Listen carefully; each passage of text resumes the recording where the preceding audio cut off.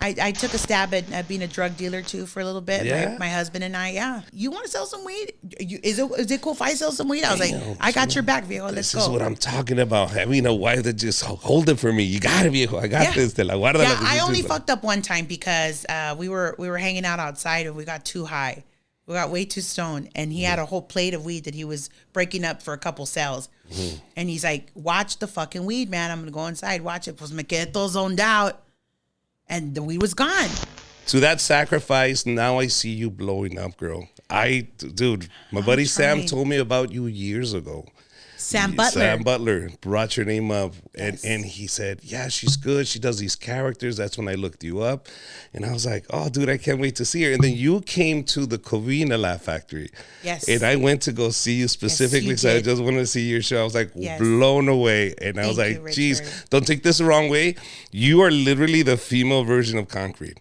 You are, and I give you by all honors. Yes. I think Concrete is it is an honor. Very, very funny, very creative, but you have that.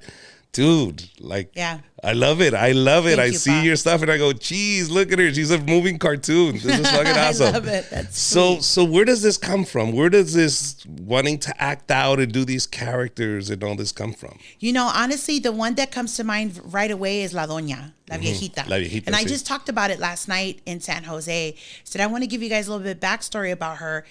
I found myself having, I guess, a midlife crisis, so to speak. I've always been cool. I've always been pretty hip for the most part, but I'm aging, right? And I feel like I was trying to be my 20-year-old version. It's not landing anymore because people are calling me tia. And I'm like, cabrón. Okay, so I'm not Feels her. Weird, huh? Feels very weird to be in a coming of age of señora. I'm in the señora land now. But I also don't feel like I'm fully señora yet.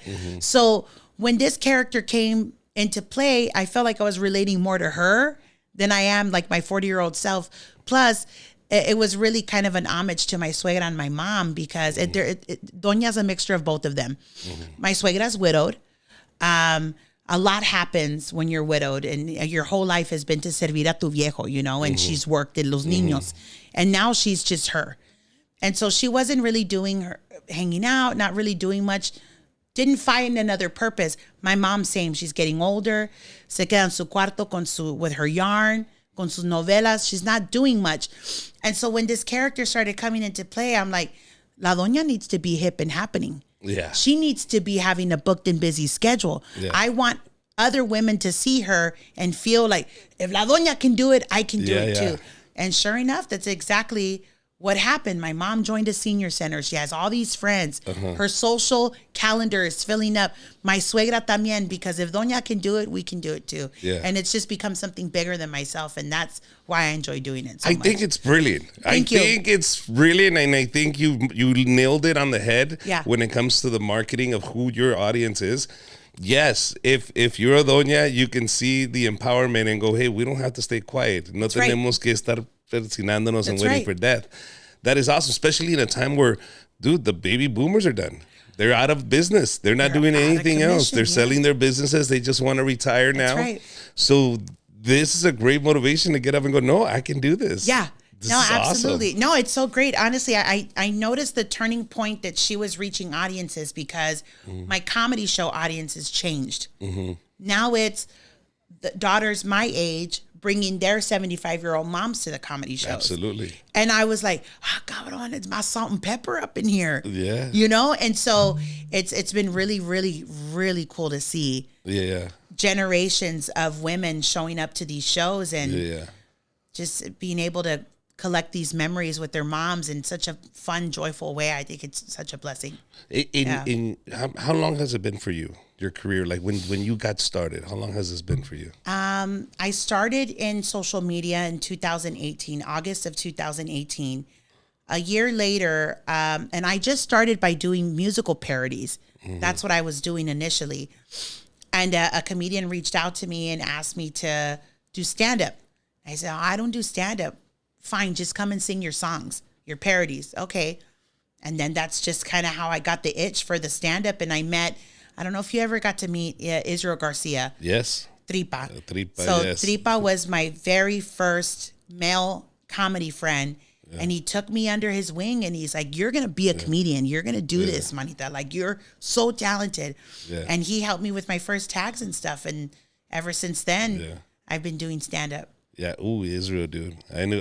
He was a heavy hitter. Yeah, dude. He was a great kid. Yeah. May he rest in peace. Yeah. Yes. But he was. Absolutely. I'll give him his flowers, too. He was one of the best. He really was. Yeah. So good. So you got into it. You started doing stand-up.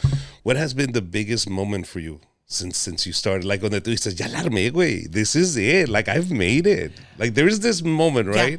What was that moment for you? The moment for me was December of 2024. When I headlined the Covina Laugh Factory for the very first time on a Saturday. Thankful for Irma Ruiz giving me that plug with Harry. And she's like, I promise you, she's going to bring it. And he's like, this is a Saturday, Irma. Yeah. Like, she's going to bring it. And to the last hour, we're still selling tickets because something I've learned, California, they're late here. Oh, yeah. And to show up and to a sold out room for my very first time in Covina, that was when I was like, holy shit. I was there. That's fucking crazy. Yeah. I can't believe I just did this. I witnessed that. Thank you, manito. It was, yeah. Yeah, I was like, okay, cabrona, you're going to do this. Yeah. That's when I felt like that's when my balls dropped, to be honest. Now they say comedy comes from tragedy. Is that the same story here? Like, did you have a tough upbringing as a kid? Yeah, I mean, I guess typical parents are divorced, and I was 4 when my parents were divorced, so I don't ever remember them being together. But it got a little rough there in my childhood, not like the abuse or any of that shit, but it more so it's like my mom was trying to find herself after the divorce that we kind of became second, and I was a little girl during this time. So I guess in the sense I didn't feel ever seen. And so then when my dad got custody of me at 9 years old, I just never felt like I had a voice or I wasn't seen. I was always lost in the tragedy of what was going on in everybody else's life. Wait, hold on, rewind this, because I'm not going to skip on this one. Thank you. Your dad got custody? How does your mom lose custody? Yeah. Jesus. So, yeah, and to be honest, I love my mom. We have a beautiful relationship, so it didn't fuck anything up there. But I think because mom had a story too, there was a lot of rough shit that happened in her life. And mom se perdió gacho in a lifestyle that she was pursuing. She loved to party. She loved to hang out with her friends. And se perdió, ay, mami. And so when we were like, well, we want to go with our dad. I mean, and she's like, okay, that one, no. And so one of her biggest regrets is that she let us go. I was 9. And the next time I saw her, I was a señorita. I was in 8th grade. Yeah. Yeah, and she's like, it's something I completely regret. But I said, Mom, I forgive you. I think that this is your first time living this life too, man. Yeah. And te perdiste, manita, te perdiste.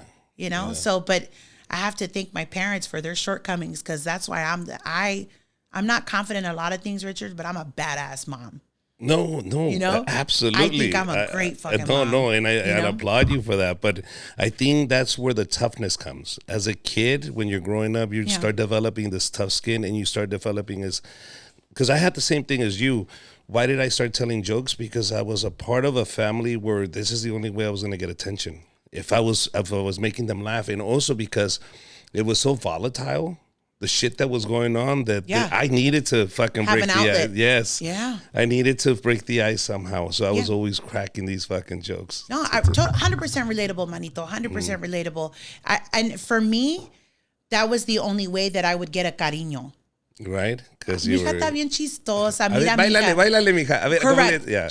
I'll be your fucking jester. Just look at me. Yeah. I just want to be seen. Because you're fighting for it. Right. And then, of course, in school, started getting bullied because I started gaining weight and becoming the gordita. And I was like, dude, everybody me está sacando la garra. Like, I got to figure out how to get these motherfuckers back. And so that's when I started becoming a master roaster. Because I was like, a mí no me van a sacar la garra. I'm gonna, fuck with you first before you do it. It's just like survival of the fittest, but that's how comedy came into play. And I've always just been funny. Now, are you from Laredo or San Antonio? San Antonio. San Antonio. Yeah. Okay. Being from San Antonio, the high school friends, now that they see you, that you're doing these characters, that you're doing comedy, do they come back around? Oh, do you run into them? I do. My favorite, I'm still friends with my high school homegirls, and my favorite thing that they tell me all the time is, I'm glad the world can see what we've been having all these years, that they get to see this talent on this level. So it's really cool. Old school friends that maybe in passing and stuff. I mean, even a comadre that I think we had a class in high school. I know we went to high school together because she looks familiar. She's got a PR company in New York, and she reached out and was like, "How can we help you? Elevate?" And I'm like, "Girl, it's really cool. That is really awesome. Cool. Yeah, that is great. Dude, for me, it was my neighbor. My neighbor said, "Hey, we seen your husband. He does these funny skating. We want to go see him." My wife's like, "Vengan right now. He's right there in the couch, echado. Vengan, si lo quieren ver. You can go see him right now. Look how funny he is. Look how funny he is right there." Like, oh, no. I love it. That's cool, right? It feels good. Cool. It's cool. Feels good to get that recognition. Do your kids see that now? When you're out and about, do people go, "Can we take a picture?" Yeah. Especially in San Antonio. Antonio. I mean, I me quieren bastante, and I love them back too. Yeah. But yeah, and my daughter Chloe especially, she gets a little special treatment in high school because the teachers are fans. So she works hard for her grades, but I know every now and again she's like, "Mom, I need to talk to the counselor. Just let me know when to send an email, mija." Yeah. I'll send an email. No, then she's at the front of the line. Awesome. So little perks. What's the worst part of this? What's the worst for you? Because we all have the worst. For me, is the traveling. Just having to deal with people, TSA and all that stuff. Yeah. I understand everybody's doing their job, but dude, like, it gets to the point where, like, I'm fed up. I'm done. Just stop searching me. It gets a little, you get jaded. It's just leaving the kids. It's the girls. That's the worst part. Yeah. It's the worst part. Especially, like, se enfermó la chiquita. She threw up this past weekend, and I just like... those moments make me question if I'm doing the right thing. You know what I mean? Like when she's not, then I'm like, and all she wants is her mom. She doesn't feel well. Yeah. That's the worst part. I think just as long as you take advantage of the time you do have with her. Absolutely. Meaning don't try to be more patient and just, say, let's just spoil her while we have her here. 100%. And take advantage of every moment I can. Yeah, for sure. You never joined a gang? No te metiste en pedos. You never got into chola. You never did a bad boy. Yeah, okay. You never got arrested. Never arrested. I did get a couple tickets for minor in possession. A ver, ¿cómo? Yeah, okay. So my brother loves to smoke weed, and I there's nothing wrong with that.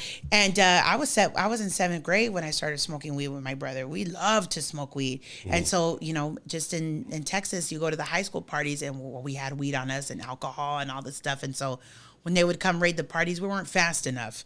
I was the gordita sister, and he's like, "Fuck, we could have gotten away, but your ass." So we would get caught, and they'd send us tickets, and so we would think we could handle it ourselves, but no, Dad got the mail that day, and oof, that was not. Did he find out it was because of weed? Yeah, because it'll say. So it was a double minor in possession. So we had minor possession of marijuana, minor possession of alcohol, because I had my fucking my Smirnoff in my hand. Of course you did. With a joint like this. Of course you did. Chula, girl. Dad, I'm going to my friend's house. But no, I'd go hook up with my brother and his friends and do this madres. Okay. Yeah, so that was it. No gang stuff. I took a stab at being a drug dealer too for a little bit. Yeah. My husband and I, yeah. Your husband and you? Yeah. Wait a minute. Out of my suegra's house, yeah. Okay, explain this one to me. Because first of all, how does it come up? Is it something that you guys were regularly doing, or he already did it? Or is it something you just say, "Hey, we're broke, we should just sell drugs"? Yeah, pretty much. So we had a buddy of ours that was like, "Hey, Billy, you want to move a pound for me?" And he's like, "Hell yeah." And then so if he wasn't home, I'd go and break up the bags and do that stuff. We smoked a lot more than we sold, but... yeah. But at least you weren't spending but at least we were making our quick little change. And I remember exactly the time when we were doing it. It was during Fiesta season in San Antonio. Yes. Fiesta season's pretty pricey. But we fucking had hella money. We were at Fiesta every day. It's selling. With the weed money. Oh, yeah. It's the only time we sold it. After that, we were like, nah, let's go back to straight edge shit. Yeah, but your husband was down and he was down. He's like, "Hey, you want to sell some weed? Is it cool if I sell some weed?" I was like, "I got your back, viejo. Let's go." This is what I'm talking about. Having a wife that just hold it for me. You got it, viejo. I got this. Te la guarda. Yeah, I only fucked up one time because we were hanging out outside and we got too high. We got way too stoned, and he had a whole plate of weed that he was breaking up for a couple sales. And he's like, watch the fucking weed, man. I'm going to go inside, watch it. Pues me quedé todo zoned out. And the weed was gone. I was like, where the fuck is the weed? Dude, our dog ate it. Oh, and the reason why we knew that fucking Squirty ate it is because we couldn't find Squirty. Then we found Squirty. Dude, he was all pissed on himself. Oh, yeah. How does a dog do that? He was fucking high. And we had all the little weed particles on his wet nose. Oh, I had that before, too. My wife was like, I think he's dying. No, he's definitely high. He's definitely high. Squirty was high. He was walking sideways, pobrecito. Todo miado, Squirty. So, La Ley, I don't know if you know this. La Ley it's a rock group. La Ley. La Ley, okay. La Ley was, and they came to LATV and they were rehearsing at LATV, and I guess one of their girlfriends had a little puppy, a little doggy, but they were breaking up the weed at the studio, and they didn't know that the dog had actually ate the weed that fell on the floor. When the girl comes back in, she's holding her dog, and it's like. And everybody's rushing out of the studio. The dog is dying. The dog is dying. And we're like, it's not fucking dying. It ate the weed on the floor. Oh, it's just stoned. They go to the fucking vet. You know, these are rock stars with money. They're showing up, waking up everybody. The vet is out there. They find out, no, your dog is just stoned. Just let him. He's going to shit it out. Don't worry about it. He'll be fine. He'll be fine. Just like it wears off for you to wear off for him. Where did this happen? They were explaining okay, did you guys have any food on the table? Because he's trying to figure out what happened to the dog. And finally the husband's like, yeah, we were just smoking some weed. Oh, yeah, he probably ate some of the weed. He probably ate the weed. Yeah, but I was like, fuck. Yeah, Squirty, our dog had a whole paper plate of weed. Awesome. So, okay, now how do you reprimand your kids now? ¿Cómo le puedes decir a tu hija, mija, don't do this? I know what kind of fucking kid I was. I know exactly what kind of kid I was. And I'm very blessed. My 16-year-old's bien calmada, dude. She don't ask to go to high school parties. I was already out there by 16. Partying, getting drunk. So I'm really lucky on that sense with her because she's cool, man. I rarely have to regañarla. Es la chiquilla. But she's 7-year-old.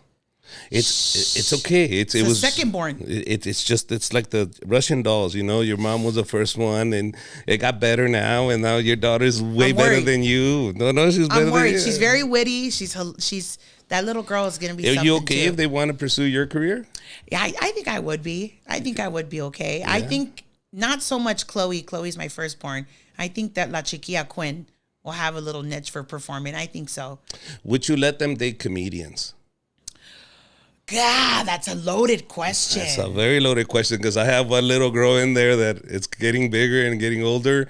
Knowing that it's not rewarding financially right away, and the fact that we're fucking unicorns, like we'll probably have a better chance of getting bit by a shark than we do at becoming millionaires at this shit, right? Yes. That would be a problem for me.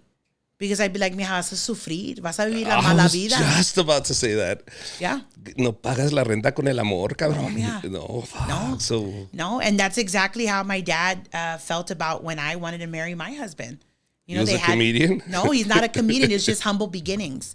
And my dad's like, no sé si lo vas a hacer con este, hija. See, I can do with humble beginnings. Yeah. I can do with being broke. Yeah. I cannot do with not being driven. Meaning that kills me. Un huevonada. Un huevón bueno para nada. That I just can't stand. Very true. Very true. You listen. You can tell me you want to be a photographer. Okay. And you're all, ooh. Madre. I want to be a history major. Yeah. No, how about this one? There's a lot of this happening in my nieces right now. Gamers. Ooh. I want to be a gamer. I know. Ooh. La madre, you might as well. Ponte a cortar el zacate, güey. Cheese gamer. Fucking something. Cheese gamer. You really said, fuck that, I'm not leaving the house. That's what he said. I'm not even going to leave my room. Bro, if I can have shit while I'm playing, I'll do that. I will. Ponme un depends, but as long as I'm gaming. These are grown men. Grown men. There was a situation with one of my nieces. The grown ass fucking guy said, I think it's time for us to take a break on our relationship because it's interfering with my gaming profession. Ooh. Because he's going to make it. Oh. Because he's going to be big time. Oh, yeah. Between the masturbating and the playing. Jeez, hello. Jesus Christ. And I'm like, sorry, mija, you lost out big time on this one. I'm so sorry for you. I wonder what those groupies look like. No se lavan los dientes. No se bañan, se van a lavar los dientes. Ni se peinan. Todos apestosos. Yeah. You're going to lose the gaming community. Are you okay with that? See you later. Porque tienen bastante dinero, I'm sure. They're too busy gaming to even listen to this podcast. They don't even know we exist right now, Richard. They have no idea. What are these two old people talking about? That's right.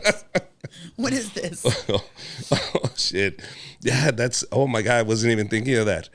What if Playboy came to you and said, we want you to do a spread? Yes, you. Or somebody came to you and said, look, Chona, you've awakened this urge for men that you've become the hottest. Would you be that? Would you be willing to go? Yes, I'm going. I'm gonna. I don't know. I don't know if I could do that to my dad. Oh, I don't think I could do that to my dad. If he was already in heaven, maybe. But I don't think I can do that to my dad. No. Nah. And it's not me. It's so funny you bring that up. Because with OnlyFans and all this, a lot of, you know what I'm saying? It's the way to the fast money. It's the way to the fast money. Yeah, because I see like Charlie Bay did it and she made. Ella le gusta los tangas. Oh my God, I was like, oh. Yeah. But people bought that. But they do. They do. I think the most I would do is maybe patas con bunions. If there's a market for patas con bunions, aquí dame el dinero, mijo. Sign me immediately. Así de volada. Ya oyeron. Patas y bunions. Patas y bunions, I'm your girl. Oh, shit. Fuck. Hey, there's a guy in Europe going, I will take it. I will take it. With her stinky socks. No, there's a market for everything. No, you're right. So I done a photo shoot a while back, and I had one photo that was slightly risque. And what I mean by risque is I was just literally holding my shirt open like this, and you can see my bra. That's the risque of it all. So as I'm promoting this tour, I thought, I wonder if that would look good on a shirt, right? So I did a little design, put on the shirt, Hot, Flash, and Furious. I felt like the opening of the shirt was like kind of indicating ta caliente, right? You know, whatever. Send it to my sister. I said, hey, make this a DTF for me. Let's put it on a shirt. And she says, I won't do that. And I said, why? And she said, it's just not you. It's not you, Joanna. Like, that's my real name. And she's like, it's just not you. I don't give a shit if it goes with the Hot, Flash, and Furious. It's not you. It's not who you are. And you don't want to start giving people the wrong impression of you. Ooh. And I was like, okay, sis, you're absolutely right. She's like, this is not how your audience sees you. And it's true, they don't. That is true, because if you think of your audience, I don't think if I want to bring my mom to see you now. Correct. If that's like, ahora sí se cree todo bien encuerada. Yeah, so I was like, okay, sis, you're right about that. And so we put that to the side. So again, it's not my brand, even if it was fucking Playboy. It's just not who I am. It'll damage your image more than it would help. Yeah, I think so. True. Even if it was $5 million, I don't know. I don't know. But yeah, no, I don't think I could do that to my dad. Yeah. That's crazy. And it's weird because those kind of questions are now normal. Yeah. No, those kind of questions are now something that people would ask. Oh, is there a price for that? Right. For you to go and say, fuck it, I'm going to be on OnlyFans. We paid Shadi Bay $2 million for her flat ass. Well, how about you? I'll be like, no, that's my viejo's flat ass. Exactly. Only he gets VIP. Yeah, correct. He gets all access to the square ass. No. But it's interesting you said your father, and it's good that you used to have that feeling. Well, yeah, I'm a daddy's girl. Okay. And so just so you know, we will always be daddy's girl. So your daughter will always come to you for everything. And just like I do my dad till this day. Okay. Till this day. I want his bendición. I want his sign of approval. And I want him to be the first man to say yes or no, even though I do have my husband, right? Mm-hmm. And my husband is ultimately daddy now. But I go to my dad for a lot of stuff. Still, what do you want to do ultimately? I mean, is this just it? Stand up? Is this it? Or honestly, to as big as capacity as I possibly can, arenas, if not just stand acting, whatever, selling, having my own line of maybe skincare, maybe señora nightgowns. I don't know, just a huge industry. Now, is acting something that you really, really always dreamed of doing? Yes, or is that's actually where it started first. I was in theater in high school, and while my friends were preparing for college, I was preparing to move to New York to go to acting school. And so, yeah. And what happened? I did. I went to acting school in New York. They opened up a conservatory in LA. I went and I graduated, and I fucking partied. That's what I did. Party life was more important to me than auditioning or trying to figure out how to make this a craft. And then life just lifed, and I got married. I had kids, and I was like, well, that part of me is gone, you know? But I have a brother that never let me forget it. He was like, no, you gotta fucking do this. You went to school for this shit. Like, do a sketch, do a something, do whatever. And that's when I came out in 2018. And I got my first viral video. And my brother was like, this is it. Don't stop. Go, go, go, go, go. Just run with it. And here we are. So you studied acting? I did. Mm-hmm. Jesus Christ. And you went back to San Antonio? I went back to San Antonio. What year did you graduate? I graduated in 2000, high school 2002. This was a 2-year conservatory. Okay. And I graduated from AMDA in 2004, which you may recognize it. AMDA is the acting conservatory. I'm not sure if it's still open, but it's the one catty corner to Capitol Records. Okay. So that's where I went to school. Their program didn't really set you up for anything after. You just graduate, you get your certificate, and andale, vete al grind. That's it. But that's the grind. That's the grind. And from that moment, the grind for me was my dad cut me off. So I had to learn how to work. Yeah. I never had a job in my life at that time. Oh, shit. And so he gave me an option. He said, go to real college. That's 4 years. I'll pay for everything. Or go do your acting. I'll support you. But cuando se acaba, se acaba. Se acaba el dinero. Ooh. And so I remember 2004, I graduated. Dad came for the graduation. He bought me a ticket to come home to celebrate with family. I did. I was home for 2 weeks. And Dad gave me $1,000 cash when I left. He says, okay, mija. Suerte. Aquí voy a estar orando por ti. Okay, Dad. I left. I had $1,000. I had $1,000 cash in my pocket in 2004. That I was fucking like, yeah. I partied, dude. Partied hard. Bought the rounds for everybody. Did it all. A week later, my cell phone shut off. So I used my roommate's phone, called my dad. Dad, you didn't pay my cell phone bill. No. You didn't. I told you. When it was done, it was done. It's all on you now.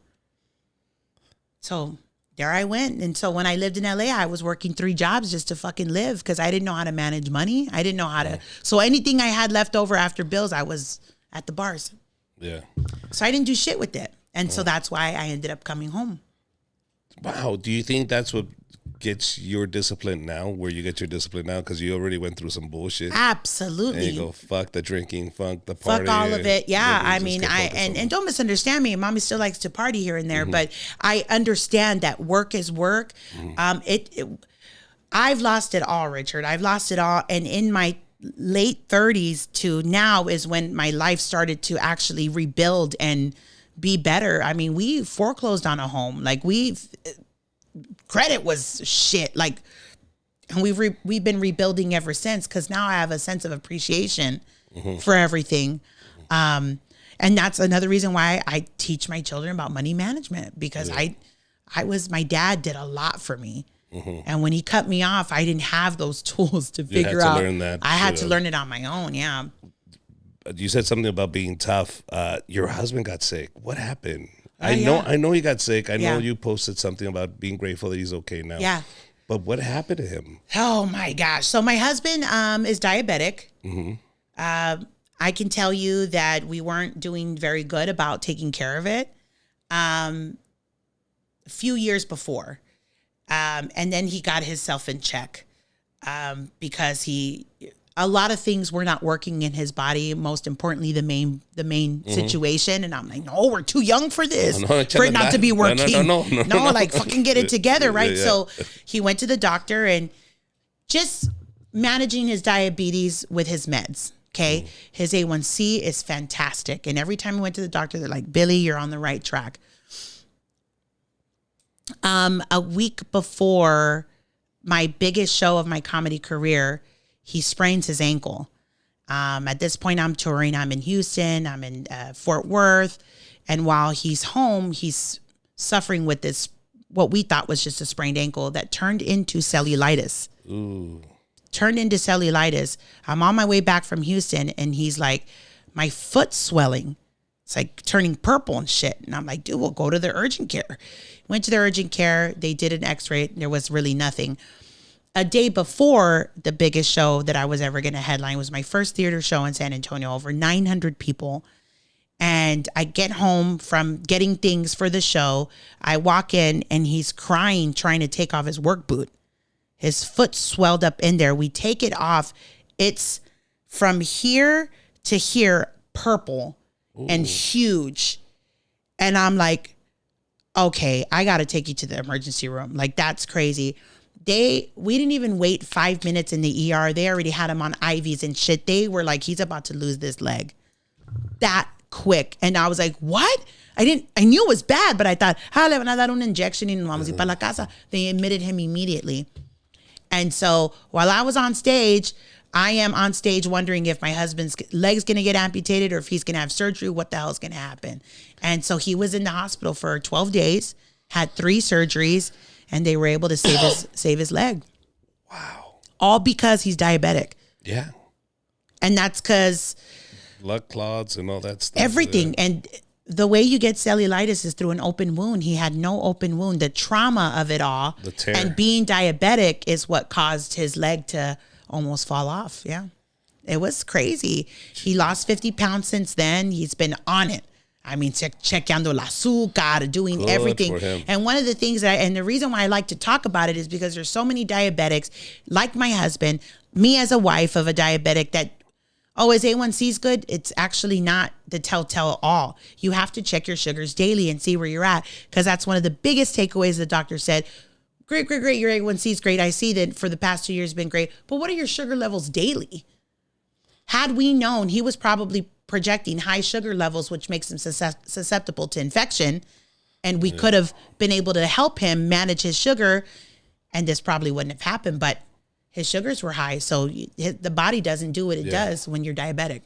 Now, helping him, I'm pretty sure you gain a lot of knowledge in terms of nutrition and exercise. I absolutely. I was cooking him turkey bacon, avocado toast, and he can have bread, but not this kind of bread. Sourdough is better for a diabetic because it digests better, and there's probiotics in it, and there's I've learned so much, and I took a month off of work just to bring him back. But you lost a lot of weight too. I seen did. Your old pictures. Oh, yeah, estaba grande, mija. Estaba grande. I was over 300 pounds. I've lost 110 pounds. Yeah. Good job. So, yeah, thank you. Congratulations. Thank you, mijo. Yeah. No, I appreciate it. Okay. Así como there's been all these success, there have been hiccups in the road. Yeah. I also added myself to your new Instagram. What happened there? Yeah. Was it haters? What happened? Because you were pretty high on your numbers. So, it's Facebook is the one you've had to add, but I've also been attacked on Instagram as well. Honestly, I have a theory. A theory. So Concrete and I do that Wendy and Ronald sketch. Mm-hmm. It goes stupid viral. Mm-hmm. I think it was on for maybe 2 weeks, and it's like just getting hits after hits after hits every day. And then all of a sudden my Instagram was shut down. Yeah. So I thought, what? And for an allegation that was so wild that I'm like, there's just, this gotta be a fucking joke. It's gotta be a joke. We got Marty on the phone. We got a lawyer on the phone. Like, we're talking like, how can we, this is such a huge allegation they're saying about me, that they're taking my shit down. Like, this is insane. That the first thought that came to my head was, I was like, oh, fucking Wendy's is after me. Yeah. Probably the Wendy's franchise wants to bring me down. Yeah, they don't like the way I portrayed her. I mean, I get it. Yeah. I get it. But that was the initial thought, but we never got an answer. Luckily, we were able to get it recovered. Okay. And they're like, oh, sorry, Meta AI made a mistake. You're back. Yeah, but that's my livelihood. It's my livelihood. You just took away my voice. Yeah. Like my audience. And period. then it happened again 3 weeks later. Same scenario, same allegation. Took my Instagram down. So this happened November while I'm going through this stuff with my husband. It happened again in December. Just, it was like everything was coming at me at one time. Just like, whoa, it's crazy. Luckily, we were able to get it recovered. And then in February, my Facebook got compromised. Not hackers or anything, same type of shit. Community guidelines. You violated community guidelines. Too many reports of community guideline violations, but they won't tell you what. They won't tell you how or how you can fix it. No, they literally just wiped my page. Is there a person with your name out there, like talking shit about Trump or something? Or who knows? Do you understand? Like, yeah, 100%. You know, because some people, Jose Martinez, and you get stopped at the border because you have the same last name, same birthday as a cartel guy. And so now we got to take Right. Is there like a mistaken identity? No, I've looked. There's not other Chona pages. So... And I don't like to sit here and say, Richard, I don't look at myself like that. Like, oh, it's a fucking haters. Nobody wants to see me win. But maybe it is. I don't fucking know. Because that's painful. That one was 160K followers on that platform that I've been building since 2018. No, I don't have access to it. So I started a new one 2 months ago, which is the one you probably follow. So we're up to 15K now. But then the people are starting to find me again. And you could see it in the comments because they're like, Doña, where have you been? Well, fucking Meta silenced me, man. Yeah, Jesus. But I'm not gonna go down like that. I'm always gonna come back fighting. Yeah, I will always come back fighting. But it must be very like discouraging in a sense where you go, dude, back to zero, back to nothing. And that's because Marty had already booked this tour. Yes, and how am I supposed to promote on the highest engaged platform that I have is Facebook. Because that's where my comadres are. Yeah, they talk to me on there. I respond and they love the lives. Like they love it. Now I don't have access to tell them I'm coming. But don't worry, you're on my podcast now. So now don't worry. That's not going to be a problem. You'll hit 3 or 4 million by tomorrow. Don't worry about it. We got this. Amen, all right, guys? Amen, we got this. We got to get it. Amen. I love it. But I'm glad that that's all getting figured out. Yeah. And I don't think it's a hater. I think it's just they're making a mistake. But yeah. I hope. Yeah, I hope so for that too. Questions, things that you still want to do. I know we talked about acting, but what's your next 5 years looking like, or your next year? What is Chona doing next year around this time? I think that I'm still touring, but my kids are able to come with me. I think that I'm at that level now. Ooh. That's what I would like. Ooh. That's what I'm manifesting. That in the summer, if I'm out, the girls are with me. Yeah. Yeah. And my viejo, that would be even better. Yeah. You and your viejo and my have kids, a whole family out there. Yeah. Can I tell you something as a person that does that now with his wife and his kid? The reason it sucks. No. Wait until you take them to like El Paso, Texas. And they're like, what are we going to do here? Yes. I don't want to come here. Yes. You're here for my entertainment. We don't want to be here, Dad. We don't want to be in El Paso. Stop bringing us. I love El Paso. Yeah. But my kid is like, ¿qué chingados venimos al Paso, güey? You're like, we have the mountains. Pues ahí tenemos mountains in Fontana. Yes. That's funny. So have them handpicked where they want to go. Correct. Yes. No, that makes sense. Yeah, I wouldn't be bringing them to fucking, some bullshit. Yeah, to Houston. They've been there. You know what I mean? It would be California. We can make it a day with Disney, Universal, Disney. Exactly. Yeah. And not be worried about like, no vendimos ticket. No, mija, we can do it. Al contrario, ponlos a trabajar at the show. Oh, they do. They do? They do at home. The 16-year-old does my content for me and the behind the scenes stuff. She's got her little camera with a little, it's on a little, what is it, a little spindle thing. And she puts her little Chona merch on. She got a little badge, que dice worker or whatever. What do you think, Chona, of these guys like the Rogan crew, the Kiltony guys, all that? What is your opinion on the fact that some of the stuff that they say is very racist? So sort of like the stuff that happened on the roast with Kevin Hart. Yeah. What's your opinion on that? I watched the roast of Kevin Hart. Honestly, it's just their style of comedy. It's definitely not my style of comedy, and it can get very fucking risque. Like it's gnarly the shit they were telling Sherry.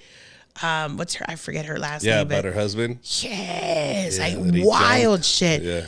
But there's an audience for it. Some people like that shit. You know what I mean? Some people like the Joe Rogans of the world. Some people like the fucking Kiltonys of the world. And in Texas in particular, because it's in Austin, one of the things I don't like is that everybody is defining success if I've been on Kiltony or not. I could give a shit to be on Kiltony, to be honest. And I'm not trying to be an asshole. Congratulations on their success, all that stuff. That's not my avenue to be. I don't need to speak to people through Kiltony. Yeah. They already have their own thing. I don't feel like that would make me successful to be on Kiltony pa que me sacan la garra. You know what I mean? Yeah. You know what? For me, it is it's my brother hangs out with a lot of white people. Yeah. Those are his friends, a lot of white people. Yeah. A lot of white friends. And they tend to throw these jabs, these racist jabs. And he's laughing, and I'm looking around going like, that's not funny, bro. I would have never have said that. Yeah. And I would have never have said that about your race. I would never insult your people that way. Yeah. I would never say that. But you're saying it in a joking manner, and you're not really serious about it. I get it. But after a while, you keep hearing these fucking... Because there's truth to their racist jokes. Exactly. There's truth to all of us. It lives there, yeah. It's truth to all of us, but for you to just throw Paco around, and you know what I mean, Paco. And I'm like, listen, motherfucker, my name's Richard, not Paco. And you're like, after a while, you're like, it's not my cup of tea. There was this one man that my husband and I ran into in Houston. We were staying at the West End. It was Mother's Day weekend, and we were gonna go to the Coldplay concert with my daughter, my oldest, and there's this white man that we ran into in the pool. The entire time, Billy was Carlos and I was Lupe. The whole fucking time. We laughed. My kids were there. Like, I wasn't gonna, but it got to a point that's like, motherfucker, this is so below the belt. Yes. You're so lucky I'm sitting here with my kids, but they were too young to understand what was actually happening. Like, this guy was being so racist towards us, but because he was joking and, hitting my husband, hitting that right, sir, like that, it just made it okay for him. And I didn't have the balls to be like, hey, dude, chill, back off. Chill out already, We just laughed. It was so uncomfortable. And luckily we didn't stay there that long. We were already on the tail end of our pool visit. But some people are just like that. Plus, you were going to a Coldplay concert. You might run into him. That's right. Yeah, Coldplay concert. No, Coldplay. And then afterwards, Shakira. Did you and your husband hug while you were in Coldplay, hoping the light hits you? Yes. No. Just let everybody know. No. It was just me and my kid. That was my Mother's Day gift. I have a very rare taste for music. Apparently, from La Chona to Coldplay. From La Chona to Coldplay. I love a good melancholy sound. Yeah, yo ando bien triste in the road. Yeah. Yeah, hell yeah. Or si no, I'm listening to like real rockera shit, like where they're like like that. God damn. All right. Marty goes, Jesus, Chona, the devil's here. I was like, no. How does those road trips look like with fucking from... in Portland. It was in Portland? It was Portland when I was like, hey, you want to hear my fucking running playlist? What I run to? And it's all... I was like, dude, this shit gets me bien animada. Marty's like, dude, Satan's in here. Yeah, he was like, Chona, Jesus, I feel like you're summoning the devil. I was like, dude, they're just talking about love. You can't understand it because they're screaming it. Yeah, it's a love song.